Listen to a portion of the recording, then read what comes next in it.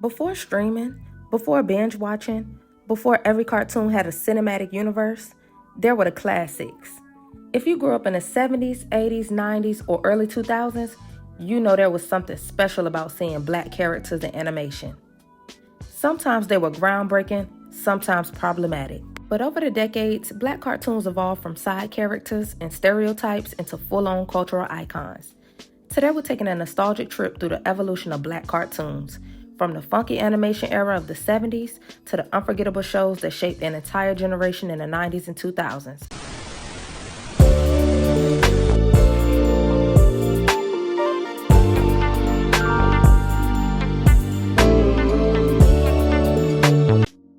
The 70s were an interesting time for cartoons. Animation studios were experimenting, Saturday morning cartoons were exploding in popularity, and America itself was changing culturally after the Civil Rights Movement. This decade gave us some of the first mainstream black animated characters. Hey! It's Fred Albert! Easily one of the most iconic black cartoons of the 70s was Fat Albert and the Cosby Kids. Created by Bill Cosby, the show was based on stories from his childhood in Philadelphia. What made Fat Albert different was that it actually tried to teach lessons. Every episode had a moral about friendship, honesty, peer pressure, or doing the right thing. And honestly, the Junkyard Band was legendary. Growing up, I had a tape of all the Fat Albert episodes, and I used to burn that tape out. Don't go telling a lie.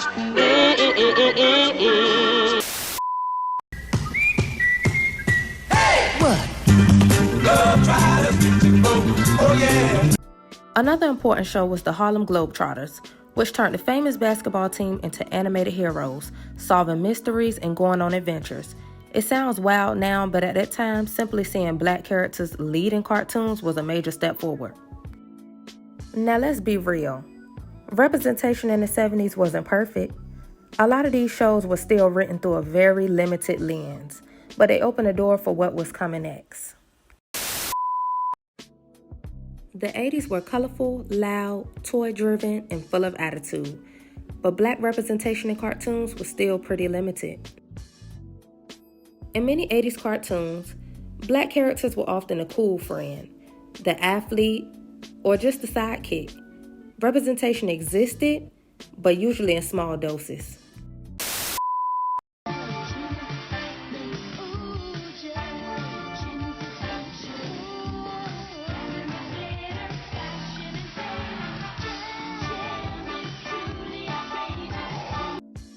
We started seeing more diversity in animated casts. Black music culture, hip-hop, fashion, and street culture slowly influenced animation aesthetics. Even cartoons that weren't centered on black characters borrowed heavily from the black music culture, especially breakdancing, hip-hop, and R&B.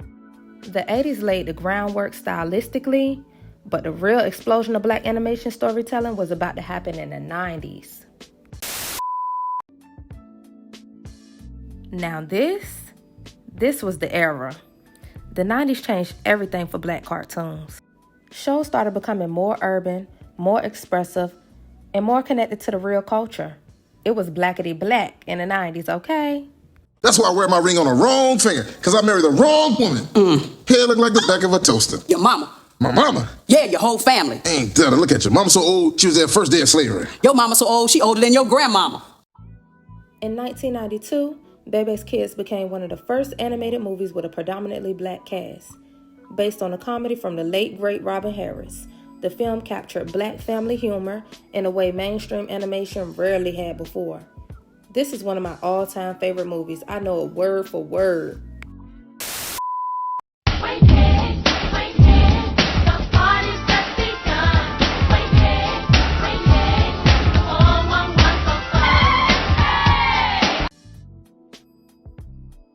Then came Waynehead, inspired by childhood experiences of Damon Wayans. The show focused on everyday life in a black neighborhood, balancing comedy with real life.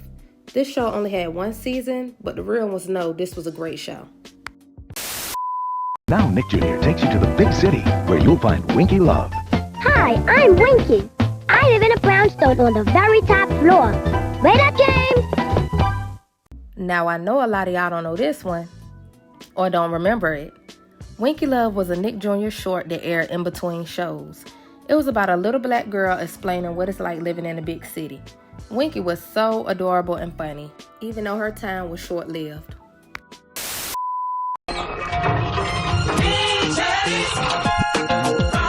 Low rent, high rise, y'all. Oh, yeah. Y'all know we can't forget about the PJs. This was another show that I had on a tape and rewatched it a million times.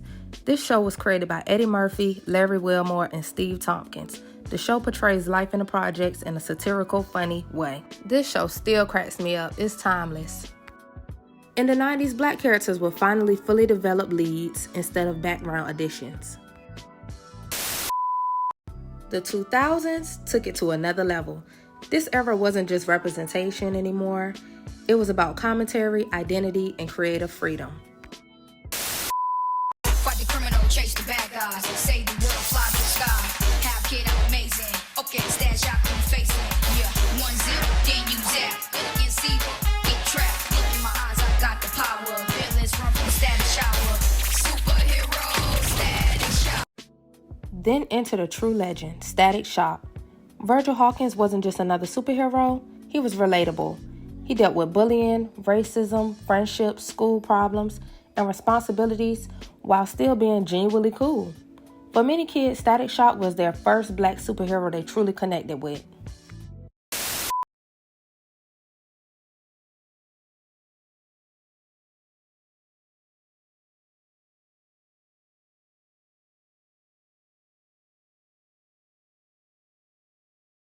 The Proud Family became one of Disney's most important animated shows. Penny Proud felt real. The family dynamics, the jokes, the music, the cousins everybody loved at the cookout, it all felt authentic. You could tell it was mainly black writers in the room, if not all. That's how authentic it felt.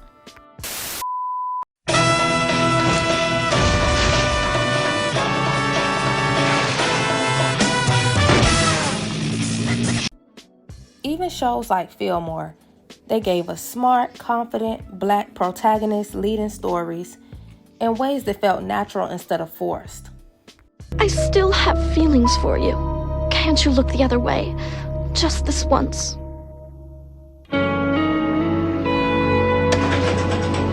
You played me for a sucker, Penny. I'm not going out like that. Not for you. Not anymore. Be at HQ first thing in the morning. Don't make me come get you. And one last thing, baby. That chicken was dry. Real dry.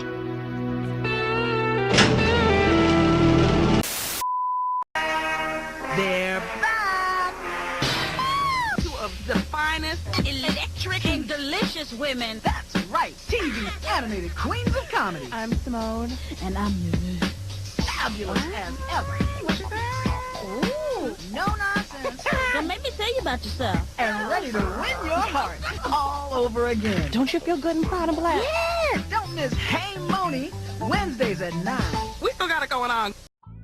If we talking black cartoons, we got to talk about Hey Moni. I remember watching this on BET and being so intrigued. Hey Moni was about the adventures of a single professional black woman. This show's animation style was squiggle vision. That's when everything moves and wiggles. Invented in the mid-90s, we saw a few animations with this style. I always felt like this show was underrated, and rewatching it really makes me think of like this is a cartoon Insecure before Insecure, kind of in a way. I am the stone that the builder refused. I am the visual, the inspiration that made ladies sing the blues. I'm the spark that makes your idea bright. The same spark that lights the dark so that you can know your left from your right. And then, my ultimate favorite, The Boondocks has arrived. This wasn't just a cartoon. It was satire, social commentary, anime influence, hip-hop culture, and political discussions all wrapped in one bold series. Huey and Riley Freeman became cultural icons. This is a show that'll never get old, and even more and more relevant by the day. Hopefully one day we'll get another season of The Boondocks or a movie. Rest in peace John Witherspoon, who voiced Granddad, and rest in peace Charlie Murphy, who voiced Ed Wuncler III. The 2000s proved black cartoons could be funny, intelligent, emotional, controversial, and deeply influential all at once. When you look back at these cartoons, you realize they were bigger than entertainment. They reflected changing times. From Fat Albert teaching life lessons, to Static Shock redefining superheroes, to Boondocks challenging conversations. Black cartoons evolved alongside black culture itself. And for a lot of us, these shows mattered because we finally saw pieces of ourselves on screen. The hairstyles, the slang, the families, the music, the humor, the experiences. That kind of representation sticks with you. So now I gotta ask y'all, what black cartoons defined your childhood? Was it Fat Albert, Static Shock, The Proud Family, The Boondocks? Drop your favorites in the comments and let's talk nostalgia. If you enjoyed this video, make sure to like, comment, subscribe, and hit the notification bell for more deep dives into classic cartoons, retro culture, and childhood memories. And remember, cartoons weren't just cartoons. They were eras.